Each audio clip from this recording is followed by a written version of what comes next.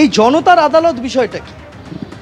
इसमें बेसिकली हम लोग जितने भी यहाँ पे लोग आएंगे उनसे पूछेंगे कि उनको कैसा लग रहा है अभया क्लिनिक के बारे में, आपको क्या लग रहा है डॉक्टर्स के बारे में, आपको क्या लग रहा है डॉक्टर जो आंदोलन कर रहे हैं उस चीज़ के बारे में। बस एक पब्लिक का ओपिनियन लिया जाएगा उसमें। দিনে দুবার ব্যবহার করো স্টপেজ ক্রিম আর নিজেকে রাখো evergreen Keya Seth aromatherapy stop age cream আর খুঁজে পাও নতুন আমিকে।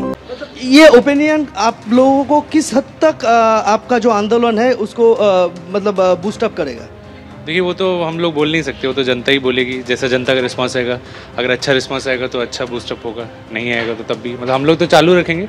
लास्ट टाइम जैसे क्लिनिक किया था पर हम लोगों ने कुछ जैसे जनता से पूछा नहीं था कि उन लोगों को कैसा लग रहा है, तो अब हम लोग कॉमन जितने भी लोग हैं, जितने पेशेंट्स हैं, उन सबको इन्वॉल्व करना चाहते हैं।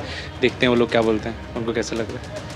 তুমি দেখতে পাবে যে এখানে যে মৃৎশিল্পী সংস্কৃতি সমিতির অফিস সেখানেই এই প্রস্তুতি চলছে এবং ভেতরে চিকিৎসকরা তারা বসেছেন এবং ভেতরে সেই চিকিৎসকদের দেখানোর জন্য বেশ কয়েকজন রোগীও তারা এসেছেন। বিভিন্ন শারীরিক সমস্যা নিয়ে মানুষজন এসে পৌঁছেছেন এবং সেই প্রস্তুতিটা চলছে। এই যে সন্দীপ তুমি যে ছবি দেখাচ্ছ এই ছবিটা কলকাতার বিভিন্ন প্রান্তেই রয়েছে, কারণ ডাক্তাররা কলকাতার বিভিন্ন প্রান্তে এই স্বাস্থ্য শিবিরে আয়োজন করেছেন।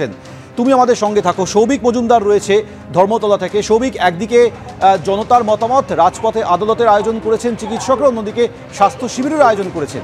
এই স্বাস্থ্য শিবিরে কি কি ব্যবস্থা রাখা হয়েছে?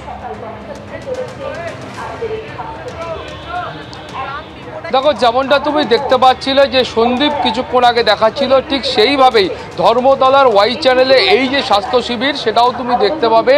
এই স্বাস্থ্য শিবিরে SSKM এর যারা জুনিয়র চিকিৎসক রয়েছেন তারা কিন্তু পরিষেবা দান করছেন এবং তাদের বক্তব্য হলো যে ইতিমধ্যেই আউটডোরের যে পরিষেবা সেই পরিষেবা কিন্তু চালু আছে, কিন্তু তার পাশাপাশি তারা যেহেতু হাসপাতালে এখনও সম্পূর্ণভাবে নিরাপদ বোধ করছেন না, সেই কারণে তারা এইখানে ক্লিনিক খুলে তারা পরিষেবা দিচ্ছেন। ইতিমধ্যেই তুমি দেখতে পাচ্ছ যে এইখানে যে স্বাস্থ্য শিবির তৈরি করা হয়েছে সেখানে দেখাবার জন্য প্রচুর মানুষ তারা ভিড় করেছে এবং SSKM এর হাসপাতালের যারা জুনিয়র চিকিৎসক রয়েছেন তারাও রয়েছেন। তারা এখান থেকে একেবারে হাসপাতালে গেলে তুমি এমার্জেন্সি বিভাগে বা অন্যান্য জায়গায় যে পরিষেবা পাবে তার একটা সংস্করণ তুমি এখানে দেখতে পাবে। জুনিয়র চিকিৎসক বা ডাক্তারবাবুদের বক্তব্য হচ্ছে তারা যেহেতু হাসপাতালটাকে এখনও সেই অর্থে নিরাপদ বলে মনে করছেন না, সেই কারণে তারা কিন্তু এখানে পরিষেবাটা চালু করেছেন এবং সেই পরিষেবা তারা দিচ্ছেন। একটু আপনার সঙ্গে কথা বলবো যে আপনারা এখানে আজকে পরিষেবা দিচ্ছেন, আপনাদের মূল বার্তা কি? এখানে কেন পরিষেবা দিচ্ছেন, হাসপাতালে কেন পারছেন না?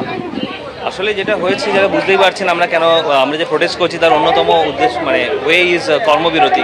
কিন্তু এখনও যেহেতু জানেন বিভিন্ন জায়গায় বিভিন্ন সমস্যা হচ্ছে, এখনও হসপিটালগুলো আমাদের পক্ষে আমরা নিরাপদ এখনও মনে করছি না হসপিটাল, কিন্তু ডাক্তার হিসেবে আমাদের নৈতিক কর্তব্য আমাদের পেশেন্টদের সেবা করা বা যারা একটা প্রচেষ্টা আমরা এই অভয়া ক্লিনিকের মধ্য দিয়ে আমরা সবাইকে দিতে চাইছি। আরেকটা প্রশ্ন করবো, জনতার আদালত এর বিষয়বস্তুটা কি আপনারা কিভাবে এটাকে সংগঠিত করছেন? হ্যাঁ, আমাদের যে এই প্রোটেস্টটা হচ্ছে এবং তার সাথে আমরা সবাই বুঝতে পেরেছি আমাদের সাথে সমস্ত মানুষ, সকল দলের মানুষ সবাই আছেন এবং তাদের কি মতামত, তারা কিভাবে আমাদের এই আন্দোলনে তারা কিভাবে সামিল হতে পারে বা তারা কিভাবে এটাকে এগিয়ে নিয়ে পারে, আমাদের কিভাবে হেল্প করতে পারে, এইচ অ্যান্ড এভরি আইডিয়া যদি কারো মাথা থেকে আসে সেটাও আমরা এখান থেকে পেতে পারি আর সেটা আমাদের আন্দোলন কীভাবে চালাতে পারি তারা হেল্প করবে।